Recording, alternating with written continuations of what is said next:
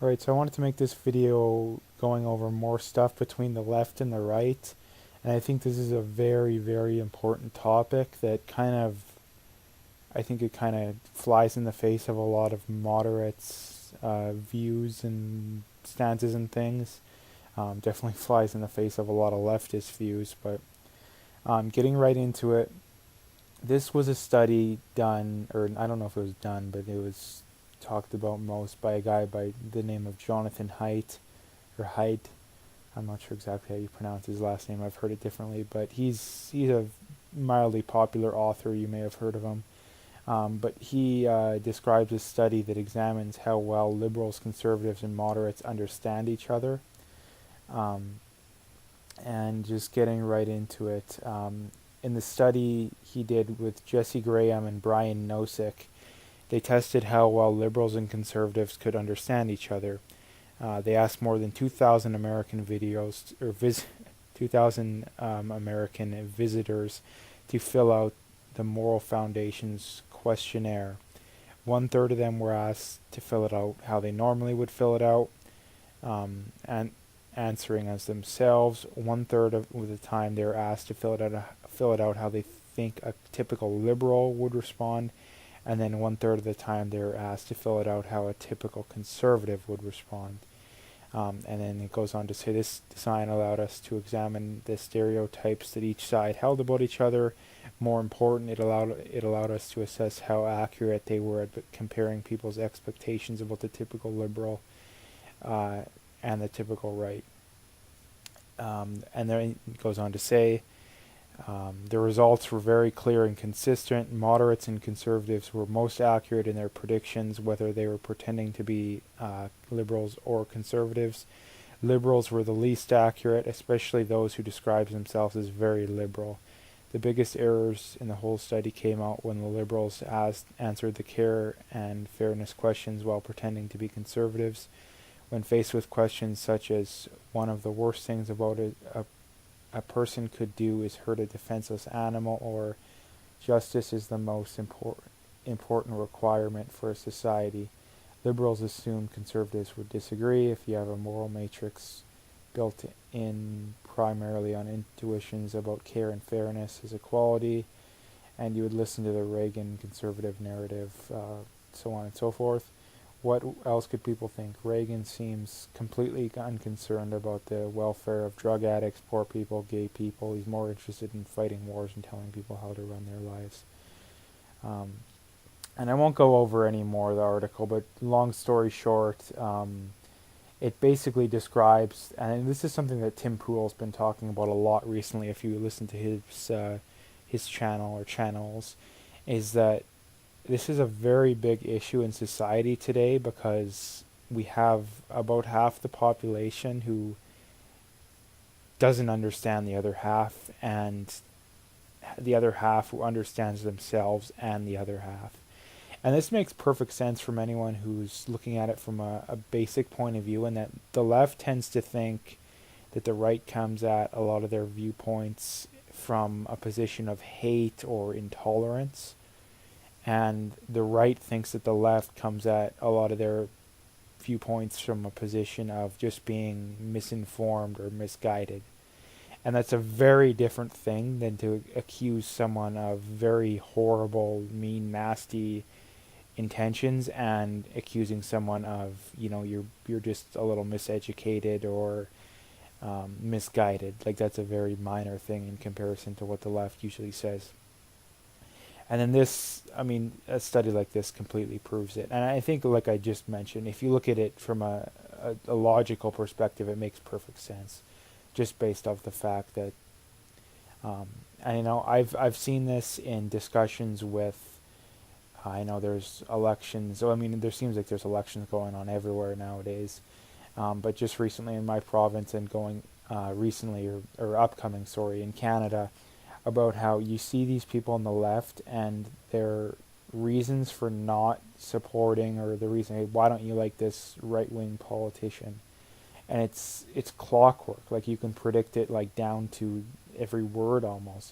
They're sexist, they're racist, um, and generally they'll have to make something up to prove that bias that they have about them, or they'll have to go back to where it was something they said in like college or something, and they'll simultaneously ignore any racism or sexism that exists on their side. Like, I mean, look at the Clintons, all these kind of people said some pretty racist stuff, have done racist stuff, but they look the other way, right? So this is a very, very important, I know I've said it in the video before, but very important thing.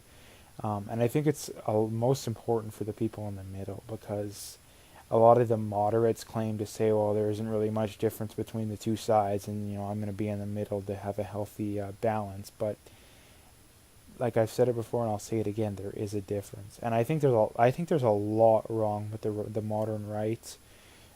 Maybe not necessarily the more libertarian or woke people, but I'm talking about the traditional conservatives. There's a lot wrong with them, but compared to the left, they're a lot better. And that's just saying just how bad the left is.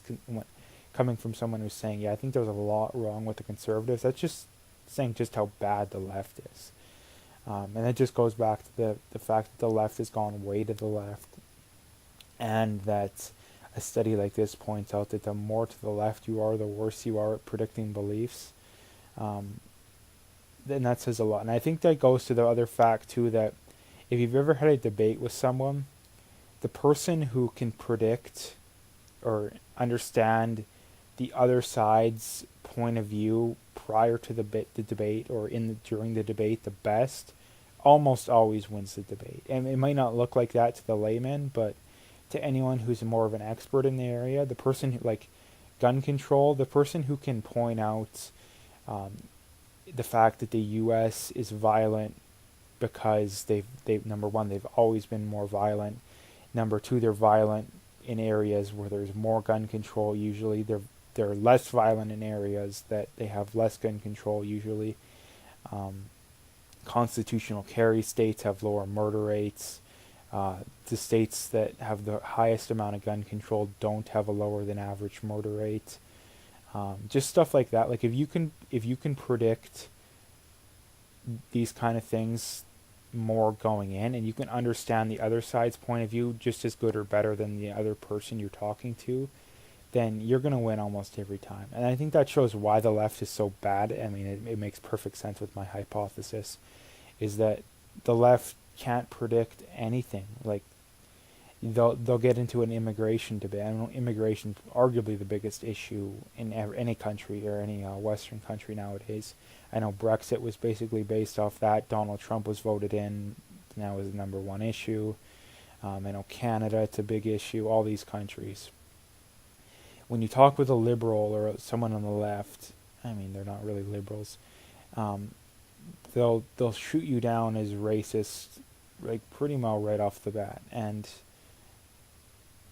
they don't. How do they know your motives so soon? Like, and if they really cared about these people from other countries, then they wouldn't want them coming to our country, because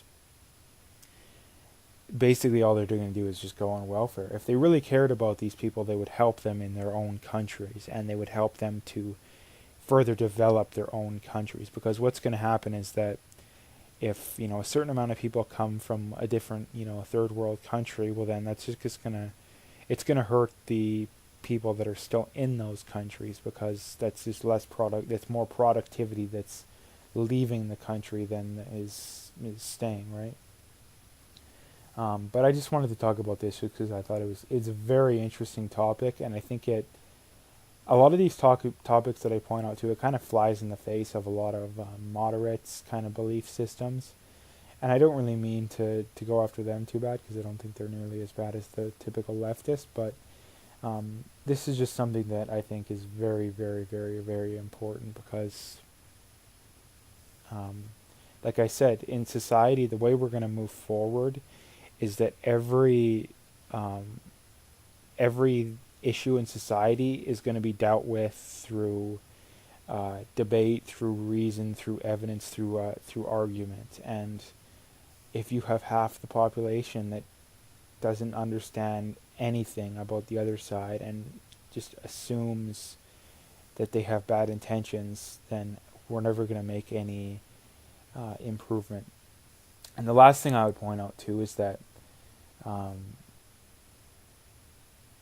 until, like, I mean, this is something that's an issue in almost everywhere in society, or in moving forward in society, is that we need to call out the left more than they're currently getting. I mean, they're currently getting almost nothing in the mainstream, but until we can call out the left for the fact that they're definitely a bigger reason for not moving forward more in society, we're never going to get anywhere, because in the mainstream they're never going to get it, and in the alternative media, and you know anyone who has an alternative belief system, a lot of people tend to be reluctant to call them out, or maybe they'll call them out, but they won't do it.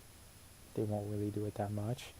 But if we want to move forward, we need to hammer these points home. Like, I mean, the left, when they have a belief about something, they hammer it home. And we need to do the same thing, because until we can make people more aware of things like this, we're never going to get anywhere. So that's about it as far as this video goes. If you'd like to, make sure to hit that like and subscribe, and stay tuned for more.